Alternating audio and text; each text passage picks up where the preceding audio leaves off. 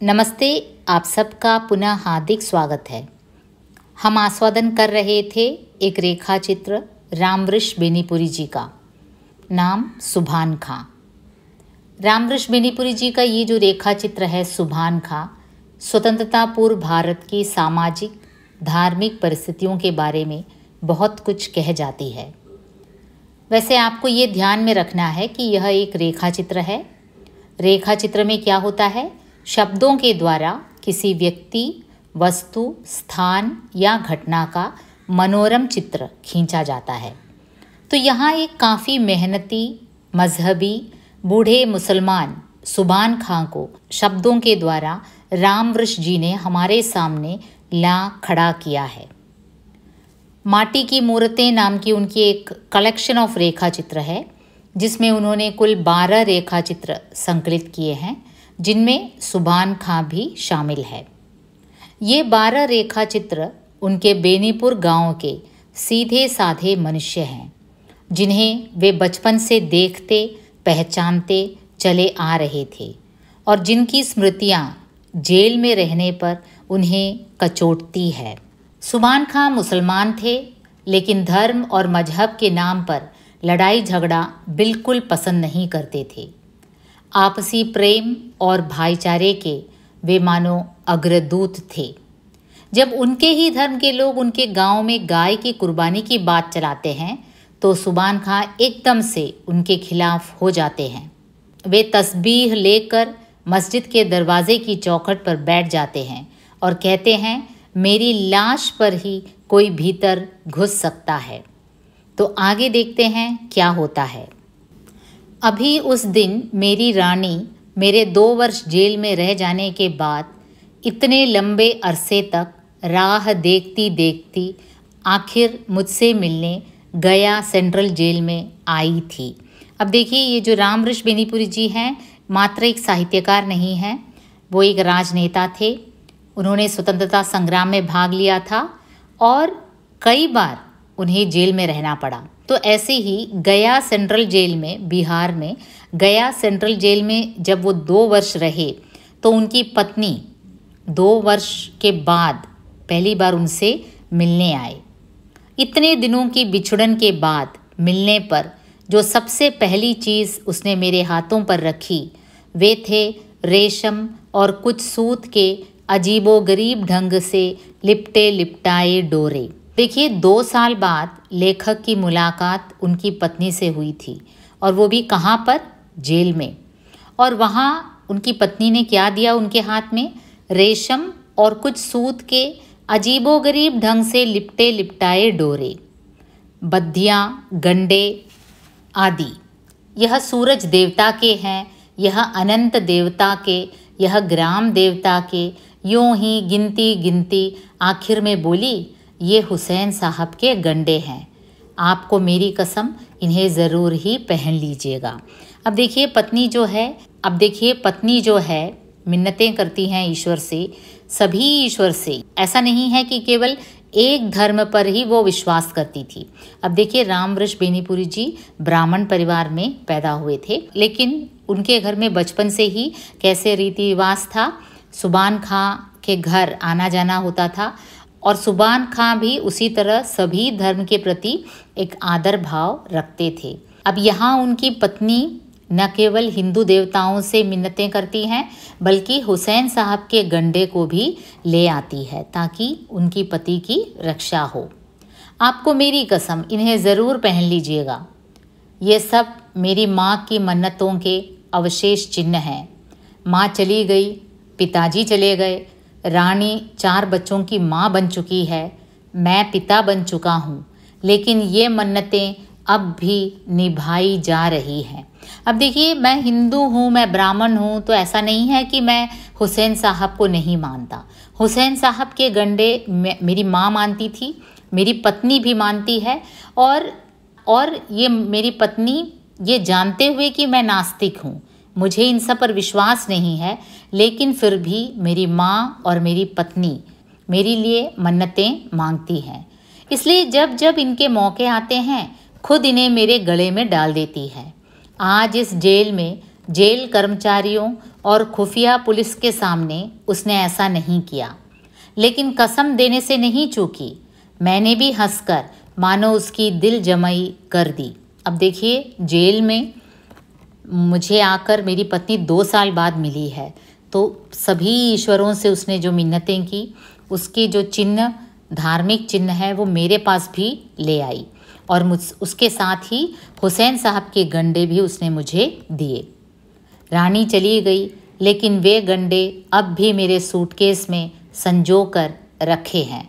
जब जब सूटकेस खोलता हूँ और हुसैन साहब के उन गंडों पर नज़र पड़ती है, तब तब 2 अपूर्व तस्वीरें आँखों के सामने नाच जाती हैं। हुसैन साहब के वो गंडे मैंने संजो कर रखे अपने सूटकेस में। मेरी पत्नी चली गई, लेकिन मेरी पत्नी के जाने के बाद भी जब कभी मैं सूटकेस खोलता हूँ तो हुसैन साहब के उन गंडों पर मेरी नज़र पड़ती है और 2 अपूर्व तस्वीरें मेरी आँखों के सामने नाच जाती हैं। अब देखते हैं वो 2 तस्वीरें क्या हैं। पहली करबला की। एक और सिर्फ 72 आदमी हैं, जिनमें बच्चे और औरतें भी हैं। इस छोटी सी जमात के सरदार हैं हसरत हुसैन साहब। अब देखिए, हसरत हुसैन साहब, उनकी जो ऐतिहासिक कथा है, जो करबला में हुआ था, उसके बारे में हुसैन साहब के इन गंडों को देखकर लेखक को याद आता है। छोटी सी एक जमात के सरदार थे हज़रत हुसैन साहब। कोई 72 आदमी होंगे, उसमें बच्चे भी, औरतें सभी शामिल थे। इन्हें बार बार आग्रह करके बुलाया गया था कूफा की गद्दी पर बिठलाने के लिए। अब देखिए, हुसैन साहब को उस समय बुलाया गया था कि कूफा की गद्दी पर बैठाए, कि उन्हें गद्दी सौंपा जाएगा, ऐसे कहकर हज़रत हुसैन साहब को बुलावा दिया गया। और छोटी सी जमात के सरदार थे हुसैन साहब। छोटी सी जमात माने केवल 72 लोग, करीब 72 लोग थे, उसमें बच्चे और औरतें भी थे। लेकिन गद्दी पर बिठाने के बदले आज उनके लिए एक चुल्लू पानी का मिलना भी मुहाल कर दिया गया है। सामने फुरात नदी बह रही है, लेकिन उसके घाट घाट पर पहरे हैं। उन्हें पानी लेने नहीं दिया जा रहा है। अब हुसैन साहब को बुलाया तो गया, लेकिन किस नाम पर बुलाया गया कि उन्हें कूफा की गद्दी पर बिठाया जाएगा। लेकिन यहाँ आकर क्या किया उनके साथ, क्या सलूक किया गया? गद्दी पर तो बिठाया नहीं, ऊपर से चुल्लू भर पानी भी उन्हें पीने के लिए नहीं दिया गया। सामने फुरात नदी बह रही थी, लेकिन उसके घाट घाट पर पहरे थे, पानी लेने नहीं दिया जा रहा था। कहा जाता है, दुराचारी दुराग्रही यजीद की सत्ता कबूल करो, नहीं तो प्यासे तड़प कर मरो। तो उनसे क्या कहा गया? ये जो 72 आदमी हैं, उसके सरदार हैं हज़रत हुसैन साहब।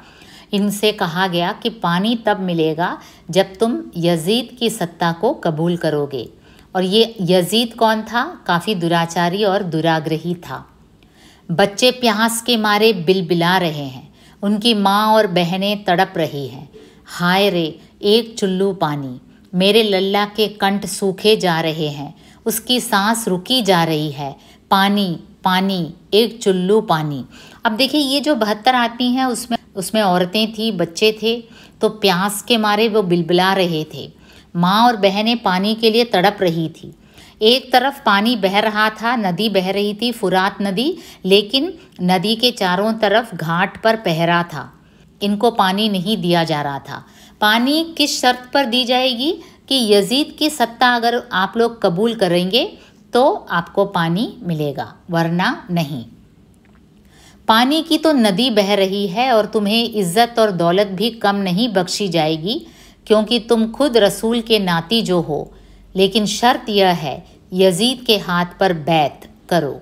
अब देखिए, शर्त यजीद के हाथ पर बैत करो। अब देखिए, शर्त इतना ही है कि यजीद का जो सत्ता है, यजीद की जो सत्ता है, उसे तुम कबूल करो।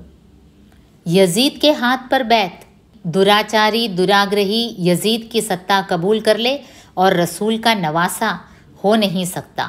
हम एक चुल्लू पानी में डूब मरना पसंद करेंगे, लेकिन यह नीच काम रसूल के नाती से नहीं होगा। अब देखिए, ये जो औरतें थी, अपने बच्चों के लिए, बच्चे मर रहे थे प्यास से, एक चुल्लू पानी के लिए तड़प रहे थे। लेकिन यजीद के हाथ पर बैत लेकिन यजीद की सत्ता कबूल करना उन्हें मंजूर नहीं था, चाहे उनके बच्चे पानी के लिए तड़प तड़प कर मर ही क्यों न जाएं। लेकिन बच्चों के लिए तो पानी लाना ही है, उन्हें यूं जीते जी तड़प कर मरने नहीं दिया जा सकता। एक और 72 आदमी, जिनमें बच्चे और स्त्रियां भी। दूसरी ओर दुराचारी यजीद की अपार सजी सजाई फौज। लड़ाई होती है। हसरत हुसैन और उनका पूरा काफिला उस करबला के मैदान में शहादत पाता है। अब देखिए, उस करबला के मैदान में वो घमासान युद्ध हुआ। यजीद की फौज एक तरफ और दूसरी तरफ ये निहत्ते 72 आदमी, जिनमें बच्चे और स्त्रियां भी शामिल थी। से उस सहरा के रजकन लाल हो उठते हैं। बच्चों की तड़प और अबलाओं की चीख से वातावरण थर्रा उठता है। इतनी बड़ी दर्दनाक घटना संसार के इतिहास में मिलना मुश्किल है। देखिए, 72 आदमी, जिसमें छोटे बच्चे, औरतें सभी शामिल हैं, और दूसरी तरफ एक सजी सजाई फौज, और इतनी दर्दनाक घटना संसार के इतिहास में मिलना मुश्किल है जो उस समय करबला के मैदान में हुआ था। मुहर्रम उसी दिन का करुण स्मारक है। अब देखिए, मुहर्रम उसी दिन का स्मारक है। करबला के मैदान में बिना पानी के उन 72 आदमियों का जो हत्या हुआ था, उसी का करुण स्मारक है मुहर्रम। संसार के कोने कोने में यह स्मारक हर मुसलमान मनाता है। भाईचारा बढ़ने पर हिंदुओं ने भी इसे अपना त्योहार बना लिया था। भाईचारा बढ़ने पर हिंदुओं ने भी इसे अपना त्योहार बना लिया था, जो सब तरह ही योग्य था। अब देखिए, उस समय स्वतंत्रता पूर्व भारत की जो अवस्था है, जहाँ मुसलमानों की जो रीति रिवाज है, उनके जो उत्सव हैं, वो हिंदू भाई भी मनाने लगे थे। तो भाईचारा बढ़ने के कारण हिंदुओं ने भी इस त्योहार को अपना लिया था। और दूसरी तस्वीर, जो मैं जब अपना सूटकेस खोलता हूँ और जब मुझे हुसैन साहब के गंडे नज़र आते हैं, तो मेरे मन में दो अपूर्व तस्वीरें खिंच जाती हैं। एक तो करबला की, जिसके बारे में अभी कहा है, जिसके स्मरण में मुहर्रम मनाया जाता है, और दूसरी तस्वीर सुभान दादा की, जिनके कंधे पर चढ़कर मैं मुहर्रम देखने जाया करता था। अब देखिए, जो सुभान दादा हैं, उनके कंधे पर चढ़कर मैं बचपन में मुहर्रम देखने जाया करता था। वह चौड़ी पेशानी, वह सफ़ेद दाढ़ी, वे ममता भरी आँखें। देखिए, ये एक टिपिकल रेखा चित्र का जो चित्रण है, शब्दों के द्वारा कैसे सुभान खां को हमारे सामने खींच डालते हैं। वह चौड़ी पेशानी, वह सफ़ेद दाढ़ी, वे ममता भरी आँखें, वे शहद टपकाने वाले होंठ, उनका वह नूरानी चेहरा, जिनकी जवानी अल्लाह और काम के बीच बराबर हिस्से में बटी थी, जिनका बुढ़ापा अल्लाह से ओत-प्रोत था, जिनके दिमाग में आला ख्याल थे और हृदय में प्रेम की धारा लहराती थी। वह प्रेम की धारा जो अपने पराये सबको समान रूप से शीतल करती और सींचती है। तो ये जो सुभान खां जो हैं, उनकी पेशानी एकदम चौड़ी थी, दाढ़ी एकदम सफ़ेद थी, आँखें कैसी थी, एकदम ममता भरी आँखें थी, और ओंठ कैसे थे, मानो उसमें से शहद टपकते हो, और चेहरा एकदम नूरानी चेहरा, यानी कि एक तिलस्मी, एक काफ़ी अट्रैक्टिव फेस था उनका। एक ऐसा फेस जो किसी को भी उनकी तरफ खींच लेता है, जिनकी जवानी अल्लाह और काम के बीच बराबर हिस्से में बटी थी। काम भी करते थे, अल्लाह का ध्यान भी करते थे। ऐसे नहीं कि केवल काम ही काम किया, अल्लाह को भूल गए, या फिर केवल अल्लाह का नाम लिया, काम चोर थे, ऐसा नहीं। जिनका बुढ़ापा अल्लाह से ओत-प्रोत था, जिनके दिमाग में आला ख्याल थे और हृदय में प्रेम की धारा लहराती थी। वह प्रेम की धारा जो अपने पराये सबको समान रूप से शीतल करती और सींचती है। मेरा सिर सिजदे में झुका है करबला के शहीद के सामने। मैं सप्रेम नमस्कार करता हूँ अपने प्यारे सुभान दादा को। मैं अपने प्यारे सुभान दादा को प्यार से नमस्कार करता हूँ, और मेरा सिर झुक रहा है सजदे में करबला के शहीद के सामने। अब देखिए, लेखक ने यहाँ एक बार जाहिर किया है कि मैं नास्तिक हूँ। वो नास्तिक थे, लेकिन उनकी आस्था ऐसे महान पुरुषों के प्रति थी।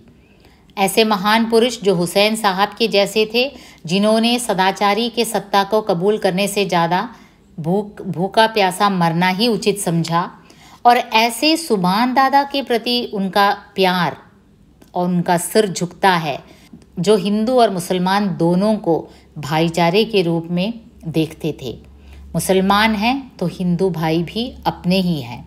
तो ये जो सुभान खां, उनका जो रेखा चित्र है, उनके ही गांव के एक जीते जागते मेहनती, मज़हब पर विश्वास करने वाले, असली मज़हब पर विश्वास करने वाले सुभान खां पर केंद्रित है। एक ऐसे सुभान खां जो हिंदू मुस्लिम भाईचारे को बनाए रखने के लिए अपनी जान तक दांव पर लगा देते हैं। और तभी लेखक अपने उस सुभान दादा की लंबी दाढ़ी में अपनी उंगली डालकर उनके सामने अटपटे मासूम सवालों की झड़ी लगाता, उनके कंधे पर यहाँ वहाँ घूमता वो दिन याद करता है। सुभान खां की सबसे बड़ी विशेषता यह थी कि उनके हृदय में बहती प्रेम की धारा अपने पराये को समान रूप से शीतल करती थी। तो शीघ्र ही हम इसके मलयालम वर्षन को लेकर हाजिर होंगे। जुड़े रहिए, मस्त रहिए।